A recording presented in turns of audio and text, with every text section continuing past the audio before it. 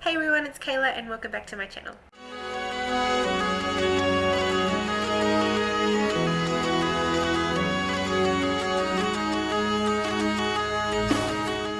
So today I wanted to share with you guys some of the books that I actually read in school and ended up really enjoying, because I know that a lot of the time when you've got to learn certain books or read certain books and learn things about them in class, they tend to be quite boring and they drag, and it just makes the reading experience lack.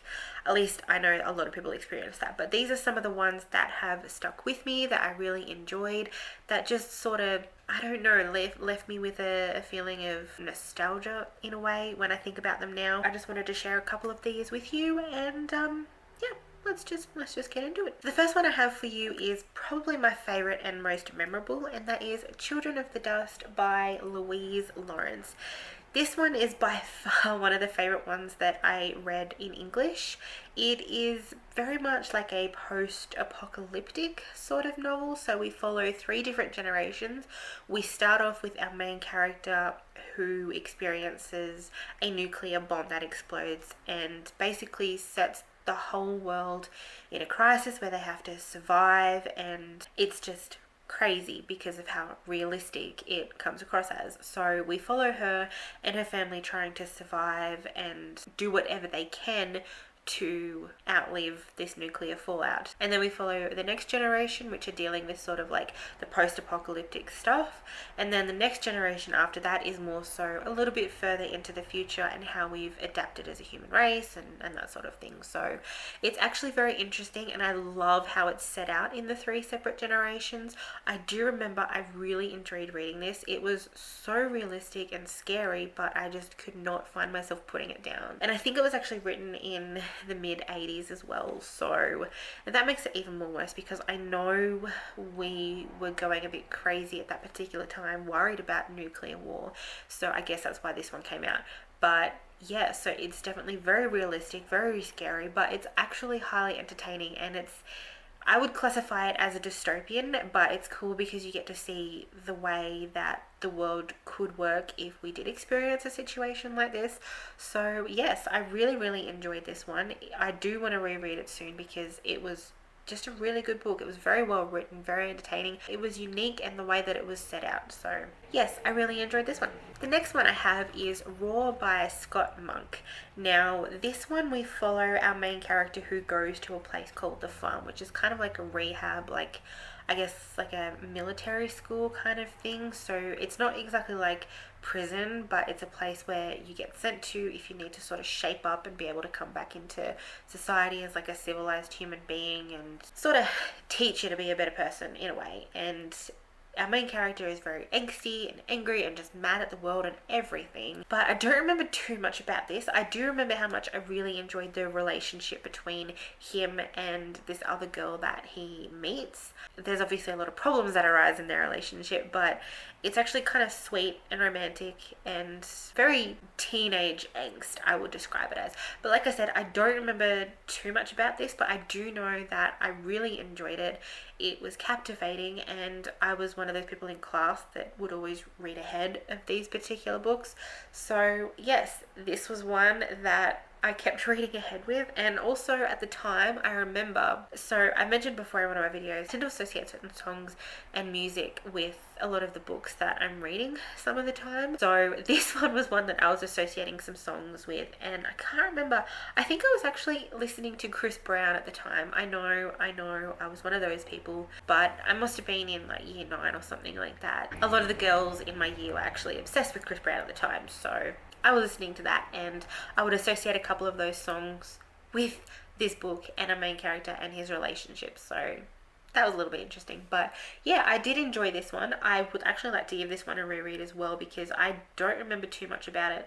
But I did like the main character, and the story was interesting from what I remember. But I know I didn't get bored, and I know it was one of those books that stayed with me, hence why I bought it after school. So the next one I have, I don't actually own, but remembering it now, I actually do want to purchase it myself, because it was actually a really good book. And I think from memory, I'm pretty sure they made it into a movie, and I think we might have watched it in class, but I don't 100% remember. But I think it might have been made into a movie. So this one is Stone Cold by Robert Swindells. This one was definitely kind of like a dark story, I guess. It was one of those ones that sort of kept you on the edge of your seat and you were constantly questioning everything that was going on, and it did get very dark.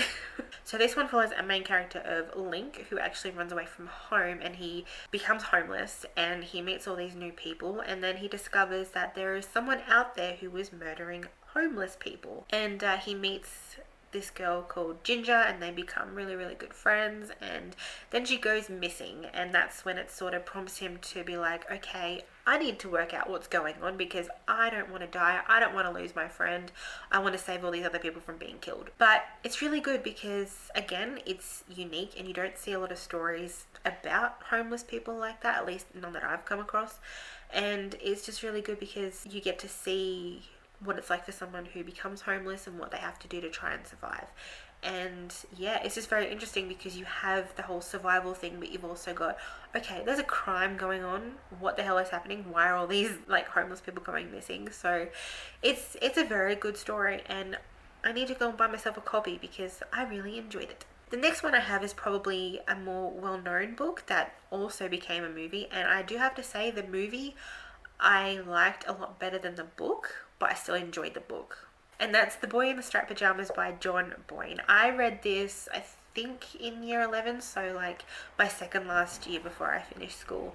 And if you don't know what this is about, it's World War II, it's historical fiction, and it is really, really sad. So we have our main character, Bruno, who is actually the son of a gentleman who basically works for Hitler.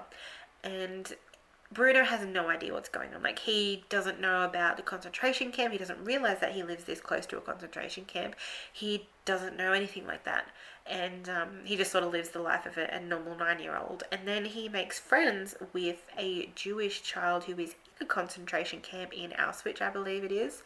And they just become really close. And he's sort of starting to realize that things are a bit iffy. They're not what they seem. You know, he's starting to question why there are these people behind a fence that wear striped pajamas. And yeah, it's honestly really beautiful with their friendship, and I love anything that's World War II related, so of course I knew I was going to love this. But yeah, I think for me the movie made you feel a lot more, especially towards the end, because if you have read this, you know what happens at the end.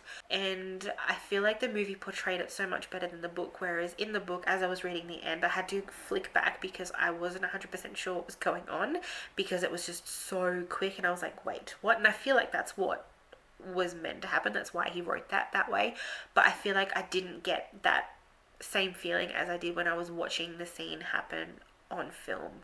But yeah, it's a really good book, really beautiful. I definitely recommend having some tissues by you when you read it. But yes, and the last one I have is actually not one that was a book I've ever read, but I wanted to mention it because it was one that my partner had actually read in school, and I bought him this copy because I knew that he really enjoyed it. We hadn't been able to find it for a while, so when I came across it, I took the chance to actually buy it for him.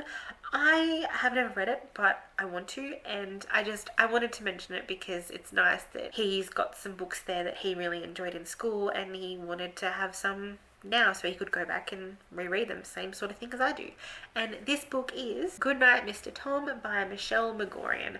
So I believe this one is set in World War II, and it's about a child who befriends an old man, and I believe it's set in like London or something like that, and he's not sure if he's ever going to see this old man again after they become really, really good friends. So I don't really know much else than that, but apparently it's really good and sad, as World War II books are, and the fact that Brad really enjoyed this makes me want to read it myself. So yes. Well, there you go, guys. There's some of the books that I read in school that I really enjoyed. I'd love to know if there are any books that you guys have read in school that you also liked as well, and what ones they were, because that would be interesting. But I highly do recommend Children of the Dusk, because that is by far one of my favorite ones from school.